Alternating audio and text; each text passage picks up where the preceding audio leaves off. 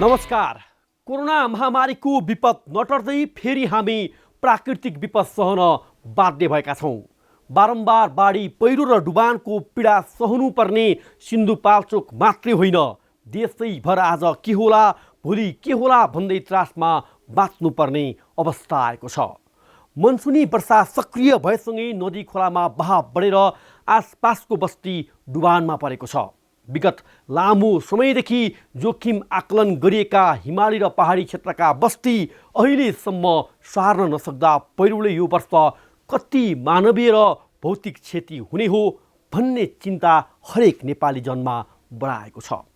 12 वर्षदेखि उस्तै विपदको सामना गरिरहेको सिन्धुपाल्चोकको 12 बेसी क्षेत्रको अवस्था हेर्दा लाग्छ सरकार नागरिकको जीवधनको रक्षामा कति पनि गम्भीर छैन। गत वर्ष मात्रै विपद सङ्कटग्रस्त क्षेत्र घोषणा गरिएको सिन्धुपाल्चोकलाई सरकारले त सुरक्षित बनाउन चाहेन नै जोखिमयुक्त क्षेत्रमा बस्ने तपाईँ हाम्रो सावधानीमा पनि कमी देखियो। वर्षात भर्खरै मात्र सुरु भएको छ। मनसुन सक्रिय भएको केही दिनबाटै हामीले ठुलो मानवीय र भौतिक क्षति बेहोर्नु परेको छ। तपाईँ हामीले नचाहँदै यो क्रमले थप निरन्तरता पाउने निश्चित छ। बाढी पहिरोपछि उद्धार र राहतमा दौडिने नेता तथा उच्च पदस्थहरूले पनि जोखिम निराकरणका लागि बेलैमा सोचिदिने कि सरकारले के गर्नुपर्थ्यो, के गरिरहेको छ, के गर्दैछ, यो सोद्धा अब ढिला भइसक्नेछ। त्यसैले तपाईँ हामी आफै जोगिनुपर्छ, अटेरीबाट सच्चिनुपर्छ।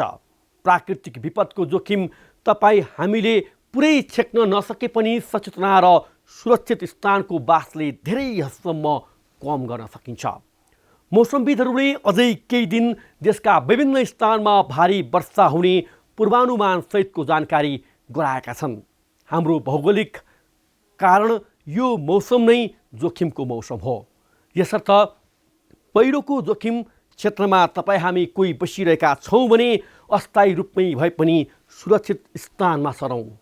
खोला तथा नदी तटीय क्षेत्रमा समेत बहाव बढ्ने क्रम सुरु भएकाले जुन कुनै खोला र नदी क्षेत्रमा तपाईँहरू रहे पनि प्लिज अबको केही महिना सुरक्षित स्थानमा सरिदिनुहोस्। मनसुन सक्रिय भइसकेकाले अब भौतिक क्षतिलाई रोक्न केही गाह्रो भए पनि यो वर्षलाई जीवन बचाउँ।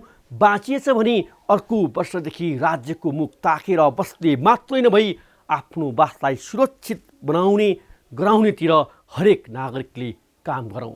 यति मात्रैले पनि तपाईँ हामीले यति भौतिक क्षति उति मानवीय क्षति भनेर खिन्न हुँदै पीडासहितको समाचार सुन्नु र सुनाउनु पर्दैन।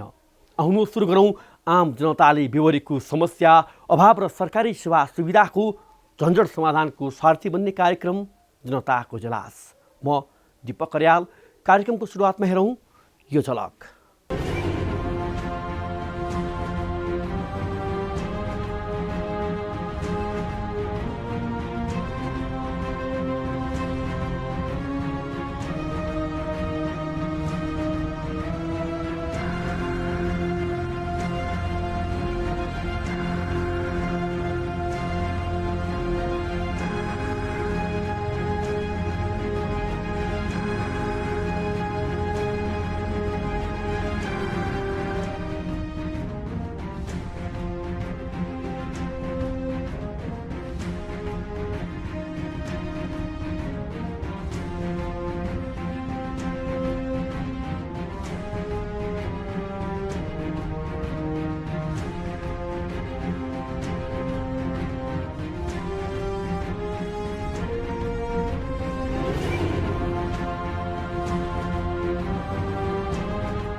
त्यो तल माछा पोखरी थियो, त्यो बेसकन बाढी आयो भनेर बाढी त्यो खोलो उतापट्टि ठुलो थुन्द जाँदाखेरि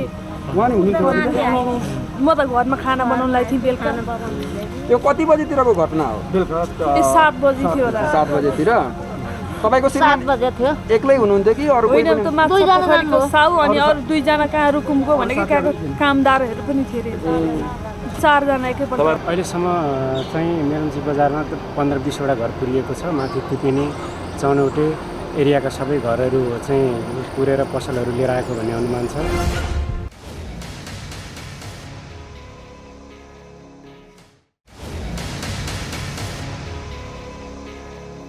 स्वागत छ कार्यक्रम जनताको इजलासमा। आज हामी मनसुनी वर्षाको सक्रियतासँगै सिन्धुपाल्चोकबाट सुरु भएको प्राकृतिक विपद बारेको स्थलगत अवस्था सहितको रिपोर्ट, यो बाहेक देशभर कहाँ के भयो भन्ने बारेको पछिल्लो बाढी पहिरो र डुबानको अपडेट सहितको रिपोर्ट अनि पूर्व तयारीमा चुकेको सरकारी पक्षले मानवीय एवं भौतिक क्षति सुरु भएसँगै देखाउन थालेको सक्रियता बारेको जवाबसहित उपस्थित भएका छौँ। तपाईसँग पनि कुनै समस्या र गुनासा छन् भने हामीलाई पठाउन सक्नुहुनेछ। तपाईहरूका समस्या र गुनासोलाई हामी कार्यक्रममा उच्च प्राथमिकता दिनेछौँ। अब आजको पहिलो विषय, मनसुनी वर्षा देशभर सक्रिय भएसँगै बाढी, डुबान र पहिरोबाट मानवीय र भौतिक क्षति भएका घटनाहरू एकपछि अर्को सार्वजनिक हुन थालेका छन्। पहिरोको पूर्वानुमान र सावधानी सहज नभए पनि खोला अनि नदी तटीय क्षेत्रमा समेत वर्षेनी ठुलो जनधनको क्षति भइरहेको छ।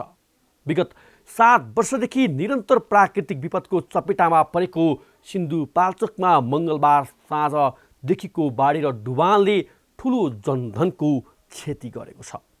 सिन्धुपाल्चोकको 12 विषय क्षेत्रको बाढी र डुबान पछिको अवस्था, उद्धार र राहतका नाममा देखिएका गतिविधिबारे हाम्रो टिमले तयार पारेको यो रिपोर्ट हेरौँ।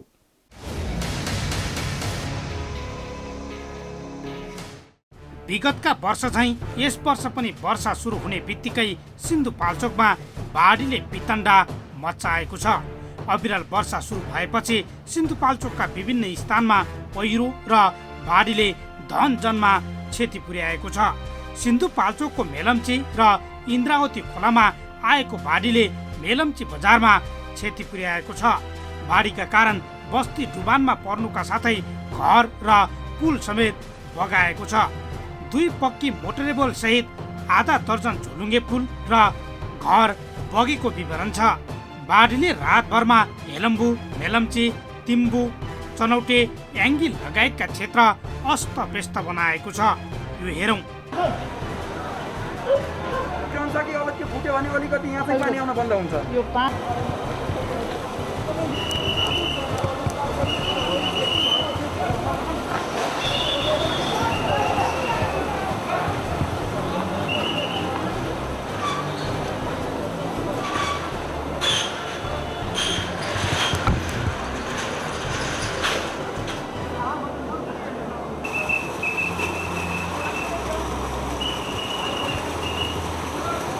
हेलम्बु र मेलम्चीको पुरै बजार लगभग डुबानमा परेको छ।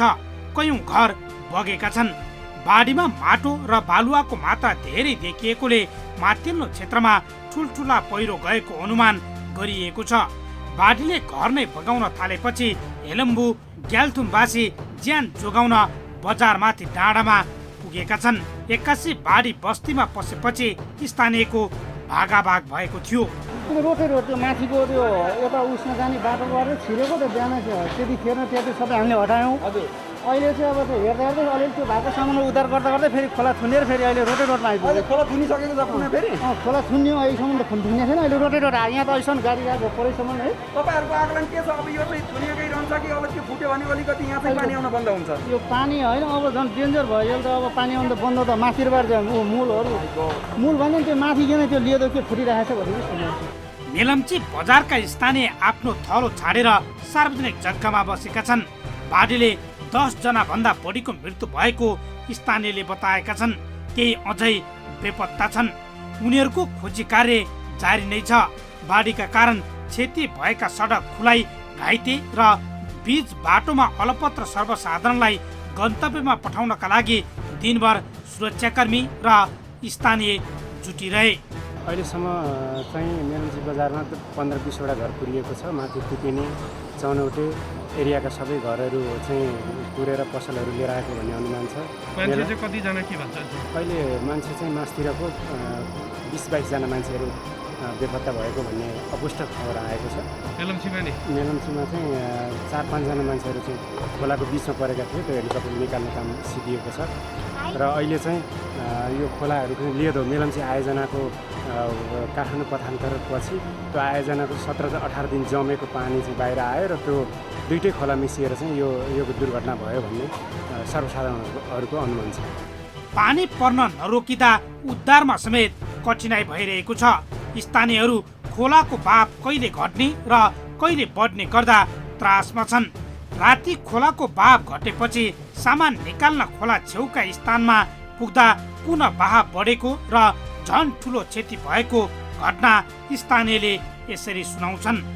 त्यो तल माछा पोखरी थियो, त्यो बेसकन बाढी आयो भनेर बाढी त खोलो उतापट्टि ठुलो थुन्न जाँदाखेरि म त घरमा खाना बनाउनलाई थिएँ बेलुका।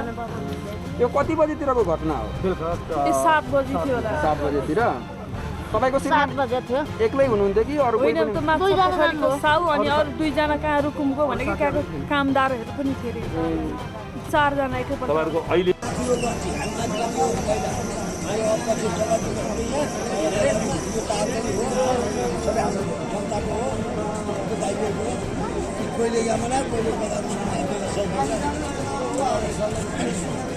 मंगलबार राति नै सुरक्षाकर्मी उद्धारमा खटिएका थिए।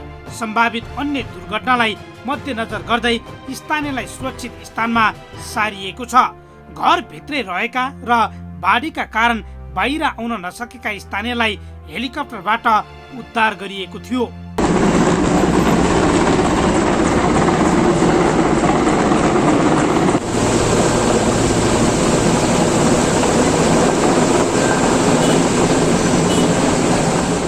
बाढी पहिरोबाट सिन्धुपाल्चोकको मेलम्चीमा मात्रै करिब 500 जना विस्थापित भएको बताइएको छ। 300 जनालाई नेपाली सेनाको क्याम्पमा र 200 जनालाई इन्द्रेश्वर माविमा राखिएको छ।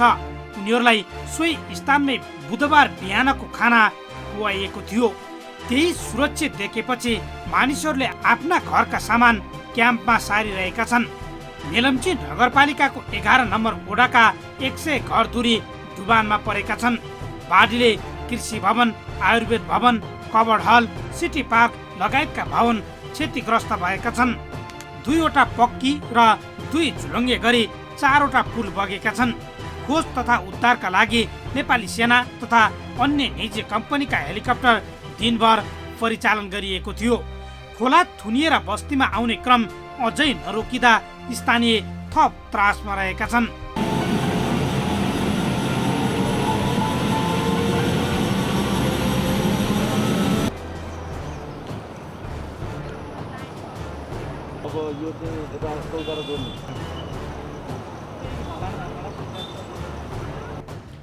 हेलम्बु गाउँपालिकाका अध्यक्ष निमा ग्याल्जेन शेर्पाले बाढीपछि सडक यातायातलाई सुचारू गर्न सके सर्वसाधारणलाई राहतका साथै अन्य व्यवस्था गर्न सहज हुने भन्दै सरकारको ध्यानाकर्षण गराएका छन्। के गर्नुपर्ने हामी गर्छौँ हैन। तर केन्द्रको नेताहरू गभर्मेन्ट सरकारहरूले तपाईँहरूले लाएर के गरिदिनु पर्यो भने अब यतातिर मान्छे बिरामी भयो भने यो मान्छेलाई चाहिँ काठमाडौँमा पुर्याउने एक्सेस चाहिँ कसरी गर्ने त? अब त्यसलाई भनेपछि यो यहाँबाट एउटा ढोलङ्गे पुल बाँकी बसेछ यो भुइँसरीमा, यो पुलबाट हामी पारी पुर्याउँछौँ। त्यो पुललाई त्यो उता यो बाटो छ, यो माथि त्यो चिसो पानी हुँदै कुटुङसा हुँदै यो बाटोलाई कहाँ ग्राभेल हानेर एम्बुलेन्स यो बाटो कुदायो भने यताको बिरामीले यो पानीसम्म यो होइन। अहिले धेरै जस्तो त हामीले अपग्रेड गरिसकेको छ।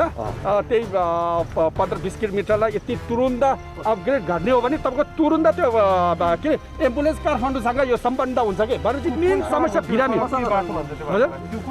यो सुन्दर जाल हुँदै यो भोटचौरबाट आउँछ नि, भोटचौर हुँदै यो चिसो पानी पारी भिज्जङ छ नि, भोटचौर पारी भिज्जङ त्यो बाटोमा त केही भएको छैन। अनि त्यहाँदेखि यो कुटुङसँग हुँदै यो तल त छैन र फेरि चौर भोटचौर अनि ठाङ्गुने चित्रे कुटुङसँग हुँदै यो माथिको बाटो होइन। किनभने उतापट्टि त फेरि सबै ग्राभेल हाल्नु इचोकसम्म हालिसिँदै छ। यहाँबाट कुटुङसँग घोप्टेयाङ यो इचोक भएर यो थपटा होइन। धेरै त्यस कारणले अब हामीले गर्ने भनेको त्यति छ। किनभने यो अर्को चिजहरू त हामी यहाँ ल्याएर माथि राख्छु, के गर्नुपर्ने भनेर त्यो गरि नै हाल्छौँ होइन। त्यस कारण यतातिर त पुलसुल केही छैन। अब यता हामी एक्सेस बनाउने भनेर लागेको, तर रातो पुल भत्केको छैन त, नभए त हामी त्यो ठुल्ठुलो हिसाब हुँदै त्यो लान्थ्यो, तर त्यहाँ रातो पुलै लानु लैन्छ भने यता त एक्सेस छैन। स्थानीयको उद्धार तथा राहतका लागि घटनास्थल पुगेका नेपाली कङ्ग्रेसका नेता मोहन बस्नेतले सर्वसाधारणलाई सुरक्षित स्थानमा राख्ने र क्षति भएका पूर्वाधार निर्माणका लागि आफूहरू जुट्ने आश्वासन दिएका छन्। यो चाहिँ हेलम्बु गाउँपालिका र मेलम्ची नगरपालिका लगायतका यो भेगलाई धेरै ठुलो नोक्सानी गरेको छ। धनजनको क्षति अब अझै हुने सम्भावना छ। त्यसकारणले यो बस्ती सारेर तपाईँले जुन ढङ्गबाट चाहिँ मान्छेलाई व्यवस्थापन गर्न खोज्नु भएको छ यसलाई धन्यवाद। र यसको लागि कति टेन्ट आवश्यक पर्छ, खाद्यान्नहरू आवश्यक पर्छ, त्यसका लागि मैले पनि अहिले आउँदाखेरि धेरै कुरा गरेर आइसकेको छु। 100 बोरा खाद्यान्न र चाहिँ 100 भन्दा बढी टेन्टको लागि चाहिँ मैले कुरा गरेर आइसकेको छु र त्यसको लागि सहयोग गर्ने गर्दैछौँ। र अहिले यो बाढीले गर्दाखेरि धेरैवटा मर्जेबल फुल र झुलुङ्गे फुलहरू पनि बगाएको कारणले अहिले यहाँ भोटेचौर यो खाङकुने सिधे कुटुमसाङ भोटे ग्याङ इचोक थापाटा यो सडक मर्मत गरेन भने यहाँ बिरामी ओसार्न समस्या पर्यो भन्ने कुरा चाहिँ गाउँपालिकाको अध्यक्षज्यू र पार्टीको सचिवज्यू हाम्रा चाहिँ महासमिति सदस्यज्यूहरूले कुरा राख्नु भएको छ। यसको लागि म तत्कालै सम्बन्धित निकायमा म कुरा राख्छु र यसको लागि हामी पहल गर्छौँ। र बाँचेका जो साथीभाइहरू बाँच्नु भएको छ, यत्रो विपत्ति पर्दा पनि मानवीय क्षति जुन तरिकाले रोकिएको छ यहाँ त्यसलाई रोक्नका लागि तपाईँहरूले चाहिँ पुरा सावधानी अपनाउनु र हामी फटाफट तपाईँहरूलाई चाहिने चाहिँ आवश्यक पर्ने सामग्रीहरू ओसार्न र सहयोग गर्नका लागि हामी तयार छौँ।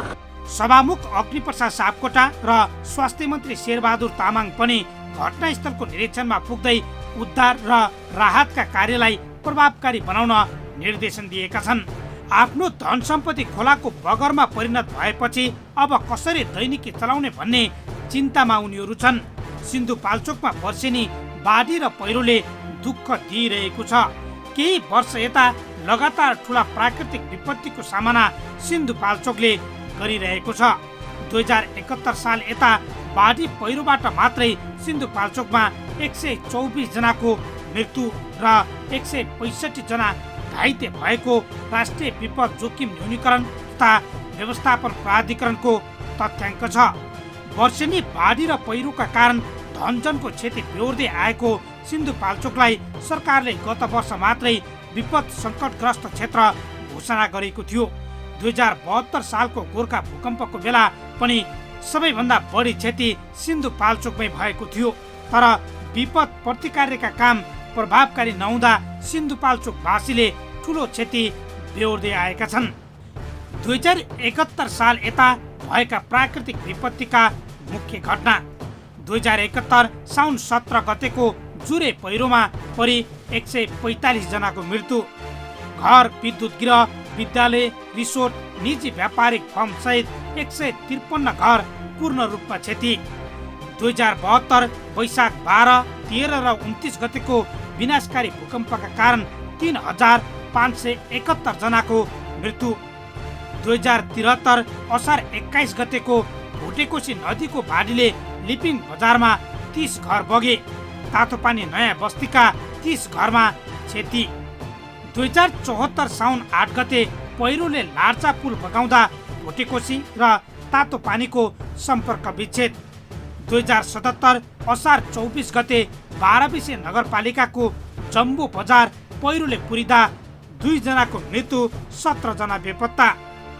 2077 असार 31 गते भोटेकोशी गाउँपालिकाको फुङलिङ गाउँमा खसेको पहिरोले एकै परिवारका 5 जनाको मृत्यु। 2077 साउन 18 मेलम्ची नगरपालिकामा पहिरोले 9 जना मजदुरको मृत्यु। 2077 साउन 30 जुगल गाउँपालिकामा पहिरोमा 37 घर पुरिए, 39 जना बेपत्ता।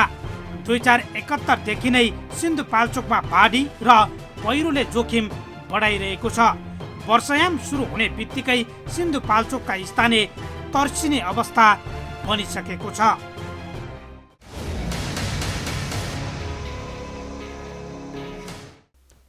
हो, वर्षेनी एकै ठाउँमा उही प्रकृतिको विपद दोहोरिरहँदा समेत सावधानी नपुग्नु निकै दुःखद विषय हो। गत वर्ष मात्रै विपद सङ्कटग्रस्त क्षेत्र घोषणा गरिएको सिन्धुपाल्चोकलाई सुरक्षित बनाउन सरकारको ध्यान नपुग्नु र जोखिमयुक्त क्षेत्रमा बस्नेहरू समेत निरन्तरको वर्षापछिको जोखिम आकलन गरेर सुरक्षित हुन नसक्नुले अहिले यो अवस्था आएको हो। हामी यो पीडाको समयमा यति भन्छौँ, आगामी दिनमा यही प्रकृतिको विपदले निरन्तरता नपाओस्। सरकार र सरोकारवाला सबै गम्भीर बनुन्। अब आजको अर्को विषय। सिन्धुपाल्चोक मात्रै होइन, मनसुनी वर्षाको असर देशका विभिन्न स्थानमा देखिएको छ। कतै घर डुब्दा, कतै बाटो अवरुद्ध भएका छन्, कतै पुल बग्दा, कतै बस्ती पहिरोमा खसेको छ। मनसुन सक्रिय हुँदै गर्दा देशभर देखिएका पहिरो, बाढी र डुबानका वितण्डाबारे तयार पारिएको यो रिपोर्ट हेरौँ।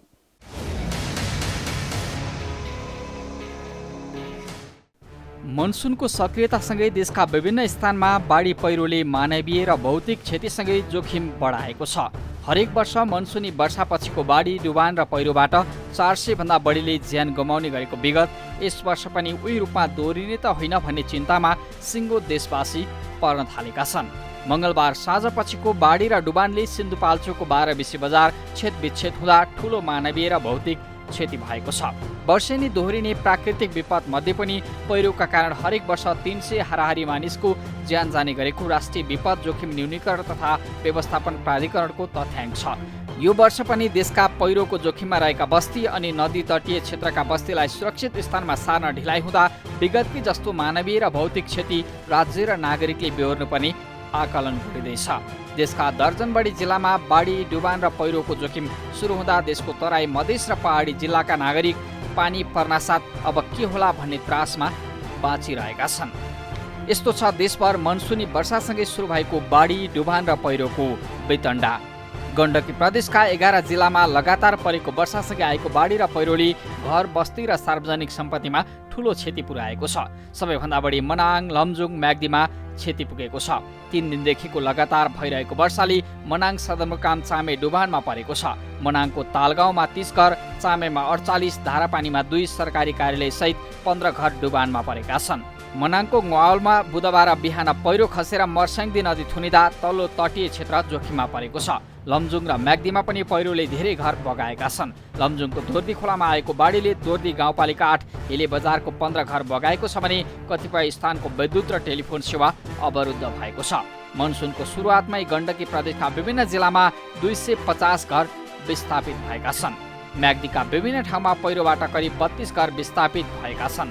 पहिरोका कारण बेनी मालढुङ्गा, बेनी बागलुङ, बेनी जोमसोङ सडक खण्ड अवरुद्ध भएका छन्। लमजुङका विभिन्न स्थानीय तहका दर्जनौं घर पहिरोका कारण विस्थापित भएका छन्। लमजुङ दोर्दी 6 कीर्तिपुरमा रहेको सुपर दोर्दी हाइड्रो पावरको ड्याममा बाढीले क्षति पुर्याएको छ भने बागलुङका 15 घर परिवार विस्थापित भएका छन्। कास्कीको मादी गाउँपालिका, पोखरा महानगरपालिका, अन्नपूर्ण गाउँपालिका लगायतका विभिन्न दर्जन बढी बस्तीमा पहिरो खसेको छ भने कतिपय स्थानको जमिन भासिएको छ।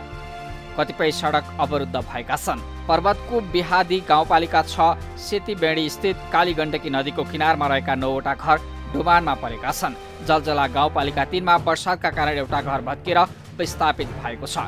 मुस्ताङको थासाङमा पहिरोका कारण 3 जनालाई स्थानान्तरण गरिएको छ। तनहुको भानु, घिसिङ लगायतका विभिन्न ठाउँमा पहिरोले सडक अवरुद्ध गरेको छ। शुक्ला गण्डकीमा सेती नदीको बहाव बढेकाले किनाराका बस्तीलाई सचेत गराइएको छ। स्याङ्जामा पहिरो खसेर केही घाइते हुँदा केही परिवार विस्थापित भएका छन्। अविरल वर्षासँगै नारायणी नदीको बहाव विगत 40 वर्ष पछिकै उच्च बिन्दुमा पुग्दा नवलपुरको गैँडाकोट नगरपालिकाका 150 परिवार विस्थापित भएका छन्। बाढीले पूर्वी नवलपरासीका 40 घर डुबानमा परेको छ। तनहुको व्यास नगरपालिका 13 कमलबारीमा पहिरोले 6 घर जोखिममा परेका छन्। स्याङ्जाको गल्याङ नगरपालिका वडा नम्बर 5 को सेतीबेडी बजार जलमग्न छ। यता लगातारको वर्षासँगै खसेको पहिरोले लुम्बिनी प्रदेशका दर्जन बढी सडक अवरुद्ध छन्। बुटोल नारायणगढ सडक खण्डको देवदह नजिकैको डाइभर्सन बगाउँदा मङ्गलबारदेखि पूर्व पश्चिम राजमार्ग अवरुद्ध छ। यस्तै सिद्धार्थ राजमार्गको बुटोल पाल्पा सडक खण्डमा कम्तीमा आधा दर्जन स्थानमा पहिरो खस्दा यो सडक खण्ड पनि मङ्गलबारदेखि पूर्ण रूपमा अवरुद्ध छ। यस्तै तानसेन रेडी खण्डको हारथोक, मालमूल लगायतका स्थानमा पहिरो जाँदा सडक अवरुद्ध छ।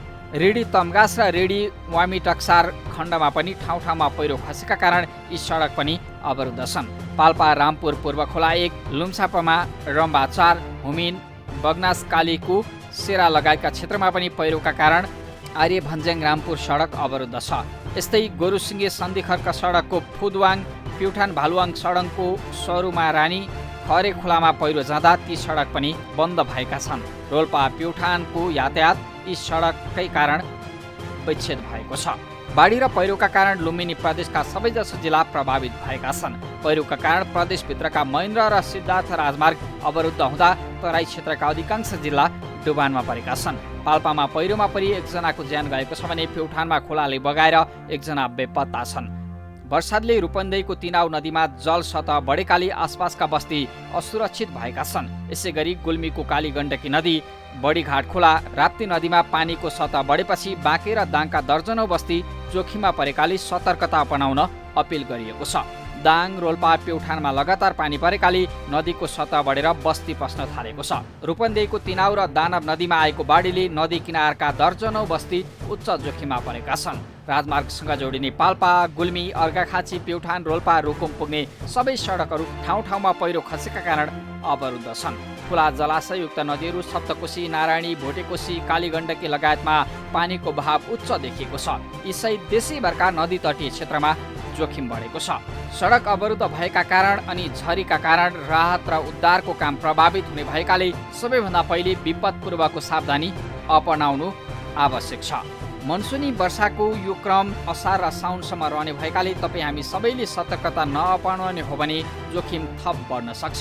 जोखिम आउनुभन्दा अगाडि नै रोकथामको पूर्व तयारीमा चुकेको सरकार उद्धार र राहतमा गम्भीर बनुस्।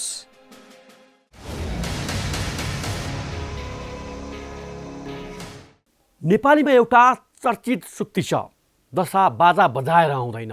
हो, प्राकृतिक विपदको विभिन्न प्रवृत्तिबाट पूर्वानुमान गरिए पनि जोखिम टार्न सकिँदैन। मनसुनी वर्षा भर्खरै मात्र सुरु भएको छ।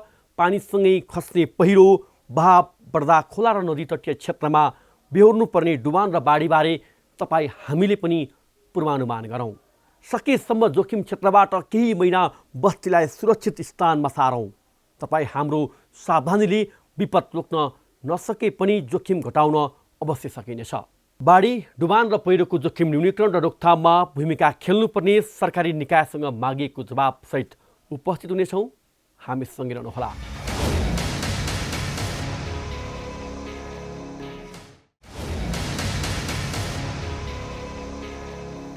विश्रामपछि स्वागत छ। तपाईँ हेर्दै हुनुहुन्छ कार्यक्रम जनताको इजलास। यति बेला कोरोनासँगै हामी प्राकृतिक विपदको सामना गर्नुपर्ने चुनौतीपूर्ण अवस्थामा छौँ। मनसुनी वर्षाले देशभर विस्तार पाएसँगै मानवीय र भौतिक क्षतिका घटना बढ्दै गर्दा हामीले विपद रोकथाम अनि विपद पछिको उद्धार र राहतमा सरकारको तयारी के छ भन्नेबारे सरकारको आधिकारिक निकायसँग संवाद गरेका छौँ। राष्ट्रिय विपद जोखिम न्यूनीकरण तथा व्यवस्थापन प्राधिकरणका कार्यकारी प्रमुख अनिल पोखरेलसँग गरिएको संवाद अबका क्रममा।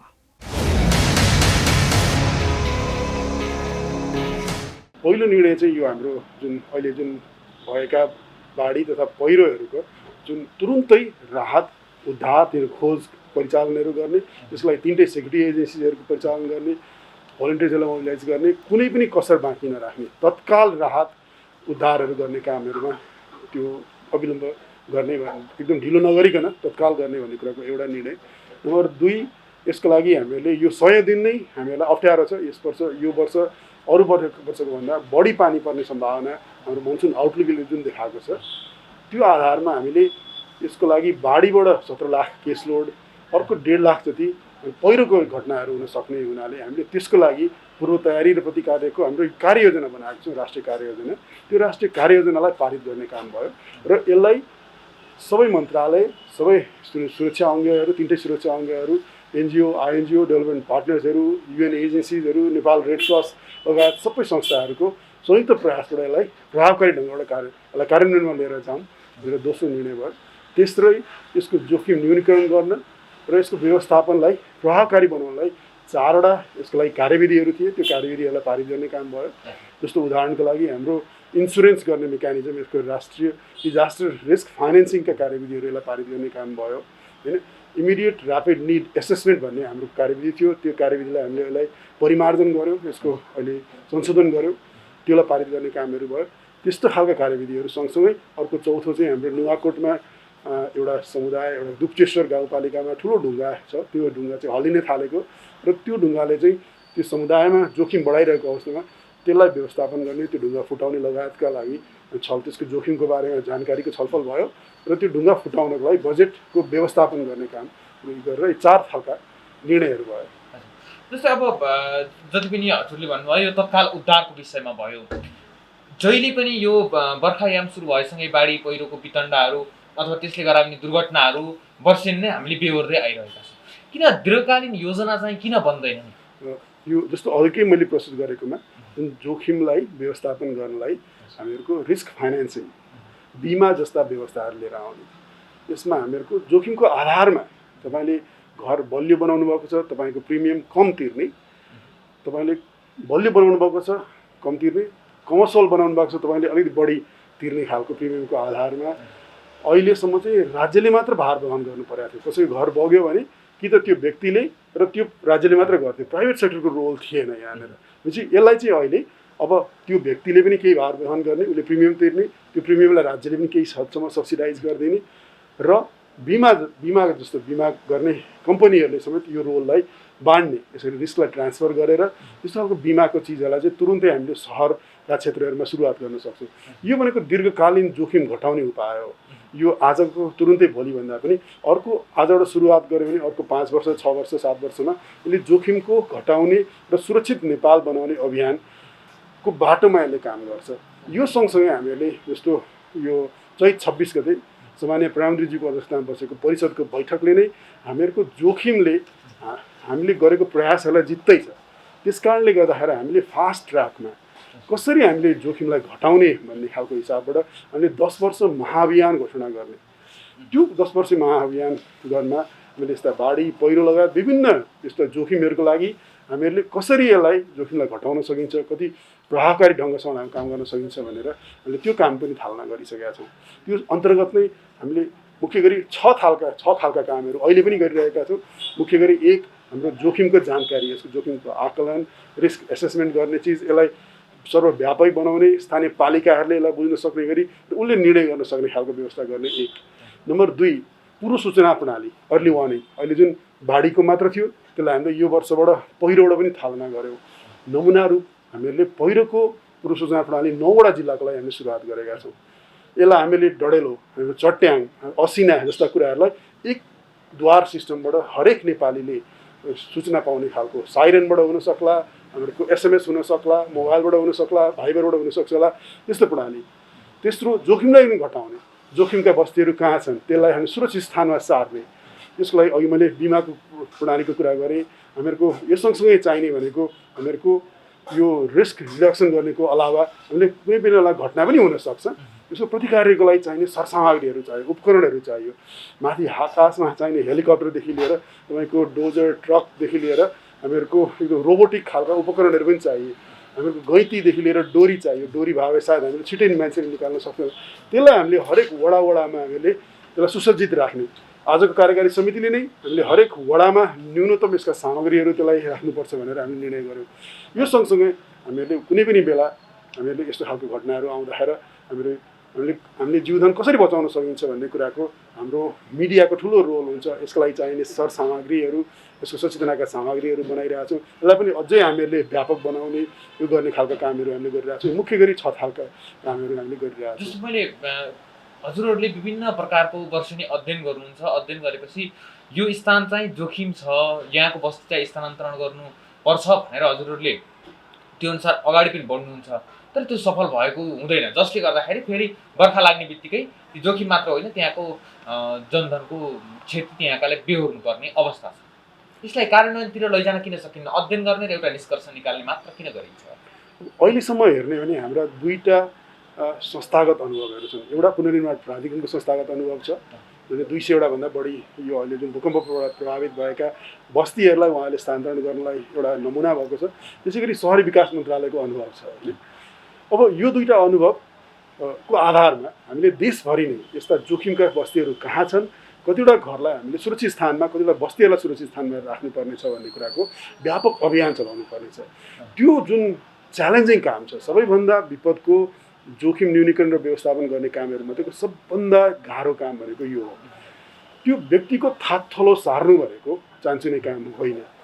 त्यत्रो काम गर्नलाई हामीसँग साधन स्रोत हामीले उपयुक्त रूपमा हामीले व्यवस्था गरेका थिएनौँ। यसका कार्यविधिहरू भर्खर पहिलोपल्ट होला हामीले यो पहिरोको पुनर्निर्माण गर्ने विधिमा गयौँ, आगलागीले प्रभावित भएका घरहरूको त्यो विधिमा गयौँ। यो सबैको एकीकृत कार्यविधिको हिसाबबाट जोखिमको जानकारीको आधारमा हामीले बस्ती बसाउने, असुरक्षित ठाउँमा बसेका व्यक्तिहरूलाई चाहिँ सुरक्षित ठाउँमा राख्नलाई ठुलो धनराशि, ठुलो संस्थागत संरचना, यसका स्टाफहरू र बजेटरी एलोकेसन्सहरू चाहिन्छ। यो चिज गर्नलाई हामीहरूको पुस 26 यो चैत्र 26 गतेको राष्ट्रिय परिषदले यसको लागि हाम्रो कार्य एउटा टास्क फोर्स पनि बनाएको छ मुख्य सचिवजीको अध्यक्षतामा। यसको कानुनी संरचना हेर्ने, यसको जुन फाइनेन्सिङको कसरी मोडालिटी कसरी लिएर आउने, यसका कोषहरू कसरी व्यवस्थापन गर्ने, यसको स्टाफिङ अहिले झन् हामी 38 जना छौँ, प्राविधिकहरू थोरै छौँ, धेरै प्रशासनिकको मान्छेहरू छौँ। यो त धेरै कति कुरा त प्राविधिक कुराहरू पनि छ। यसका विभिन्न खालका विधाका प्राविधिक जनशक्तिहरू पनि यसलाई राख्ने र एकीकृत खालको कार्यविधि बनाई नेपाललाई 10 वर्षभित्रमा सुरक्षित नेपाल, रेजिलियन्ट नेपाल बनाउने महाअभियानको लागि हामीले त्यो यात्रा सुरु गरेका छौँ। मैले यही सिन्धुपाल्चोककै उदाहरण दिन्छु। जुन ठाउँमा अहिले जुन घटना भयो, अत्यन्तै त्यो दुःखलाग्दो कहाली लाग्दो घटना छ, यसको विषयमा यहाँ त पहिले पूर्व जानकारी थियो होला, यहाँ यसमा चाहिँ यो नदीमा अथवा यो खोलामा चाहिँ सतहभन्दा पार गर्यो, सतर्कता सतहभन्दा पार गर्यो भन्ने सूचनाहरू त आएको थियो होला। त्यति बेला तत्कालै उद्धार गर्न किन सकिएन अथवा उनीहरूलाई सूचना दिन किन सकिएन नि? अब यो सामान्यतया नेपालको हिमाली भेगमा अलि बढी पानी पर्छ, मोडरेट टु हेभी रेन हुनसक्छ भन्ने कुराहरूको जानकारी हामीहरूलाई थियो। यो हामीले सबै सञ्चार माध्यमबाट, सबै ठाउँबाट, हाम्रो सोसियल मिडिया लगायत सबै ठाउँहरूबाट हामीले भनेकाहरू हुन्छौँ।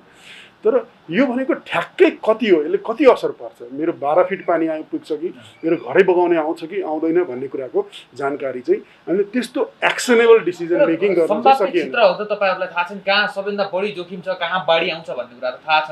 त्यहाँ पछि गएर उद्धार गरेर यतिजना बेपत्ता भइसकेपछि त्यहाँ उद्धार गर्नुभन्दा पूर्व नै त्यहाँ सूचना दिने अथवा त्यहाँ नै ढुङ्गाहरू लगायतका विभिन्न जति पनि सामानहरू हुन्छन् उद्धार गर्नको लागि चाहिने वस्तुहरू, ती चिजहरू सहित त्यहाँ नेपाली सेना, नेपाली प्रहरी, सशस्त्र प्रहरी खटाउन त सकिन्थ्यो होला। निश्चय पनि जस्तो केही पनि हेर्ने भने नेपाली सेना, सशस्त्र प्रहरी, जनपद प्रहरीहरू हुनुहुन्थ्यो, उहाँहरूको हिजो प्रयास नभएको, हिजो राति नै जब 7 साढे 7 देखि जुन यो घटना भएको, यदि उहाँहरूको उपस्थिति नहुँदो, त्यहाँका जननिर्वाचित प्रतिनिधिहरू जुन स्वयंसेवकहरू हुनुहुन्थ्यो, त्यो उहाँहरूको प्रयास नभएको भए त्यत्रो काली लाग्दो जुन घटना घट्यो, सायद हामीले धेरै अझै व्यक्तिहरू गुमाउँथ्यौँ होला, धेरै क्षति पनि हुन्थ्यो होला होइन।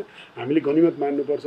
एकदमै दुःखदायी छ सिचुएसन, 7 जनाको मृत्यु हामीले वर्ण गर्नु पर्यो, एकदमै काली लाग्दो सिचुएसन छ। ठुलो मात्रामा पुलेसाहरू होइन, भवनहरू यसको गए, तर उहाँहरूको संयुक्त प्रयासले अन्य थप क्षति हुनलाई हामी त्यो चिज हुन सकेन। त्यो उहाँहरूको प्रभावकारिता हो। यो संयुक्त रूपमा काम गर्ने र तुरुन्तै उहाँहरूको विगतमा भएका उपकरणहरू, तालिमको कारणले गर्दाखेरि यो क्षतिलाई कम गराउने हिसाबबाट जुन हामी लाग्न सक्यौँ। राति 12:30 बजे आयो, फेरि अर्को दोस्रो, त्यसले हाम्रो पुलिसाहरू लग्यो होइन। अब त्यो चिजहरूमा हामीले रोक्न सकेनौँ, तर राति नै हामीहरूको सिडिओ कार्यालय त्यसबाट पुरै बेलुकादेखि नै हामी एक्टिभ थियौँ। हामी राति 11:30 बजीसम्म गृहमन्त्रीज्यू, म आफै सिडिओको साथ, गृह सचिवज्यूहरू, हामी सबैजना अन टाइम रियल टाइममा हामी बसेर त्यहाँ कसरी प्रभावकारी ढङ्गबाट हामीले यस्तो सूचनाहरू पुर्याउन सकिन्छ, 3टै सुरक्षा संयन्त्रहरूलाई परिचालन गरेर व्यक्तिहरूलाई अहिले राति नै खोज्ने, कतिजना हराइरहनु भएको थियो, त्यहाँ कन्स्ट्रक्सन क्याम्पहरू थियो, चाइनिज ठेकेदारहरूको कम्पनीको स्टाफहरू थियो, उहाँहरूलाई खोज्ने, उहाँहरूको हराइरहनु भएको व्यक्तिहरूलाई उहाँहरू लिएर आउने, क्याम्पमा राख्ने, सुरक्षित हुनुहुन्छ छैन भन्ने कुरा। त्यो राति हिजो 12 साढे 12 बजीसम्म पनि हामी आफै पनि मन्त्रीज्यू आफै उहाँकै नेतृत्वमा हामी यो चालनहरू गरिरहेको थियौँ। त्यस हिसाबबाट हेर्ने हो भने हामीहरूले गर्ने हाम्रो प्रयासहरू बावजुद पनि कहिलेकाहीँ अकल्पनीय घटनाहरू हुन सक्छन्। यो अकल्पनीय घटना, यो अनसर्टेन इभेन्ट्सहरू पनि हुन सक्छन्। अनसर्टेन इभेन्ट्सहरू कहिलेकाहीँ हाम्रो बसभन्दा बाहिर पनि हुनसक्छ। यति ठुलो मात्रामा नदीको लेभल बढेको जानकारी नै छैन होइन। सम्भवतः क्लाइमेट चेन्जले गर्दाखेरि यो चिजहरू हुनसक्छ। यति थोरै पानी, यति धेरै पानी डम्पिङ हुने भनेको र त्यत्रो मात्रामा यो चिज गर्ने भनेको यो साधारण पानीमा हामीले हाम्रो बाजे, हाम्रो बुवाहरूले देख्नुभएको थिएन।